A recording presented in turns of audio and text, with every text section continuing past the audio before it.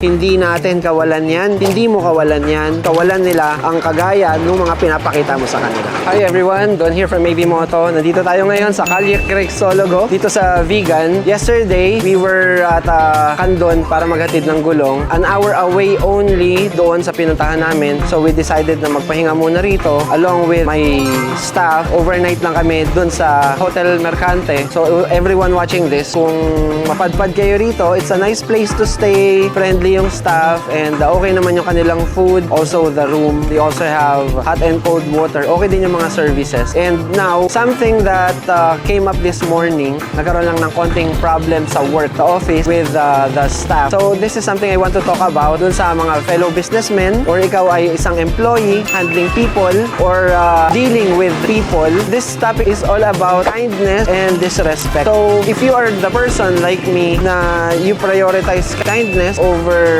other instances or incidents sa office mate mo, or doon sa work environment, sometimes it's being interpreted as weakness. Palibasa, mabait naman yan, pagbibigyan naman yan. So, just always think about this if nandito ka sa ganyang situation. It's not a weakness to be kind. It's not a weakness to be disrespected. Hindi natin kawalan yan. Hindi mo kawalan yan. Kawalan ka nila sa buhay nila. Kawalan nila ang kagaya ng mga pinapakita mo sa kanila.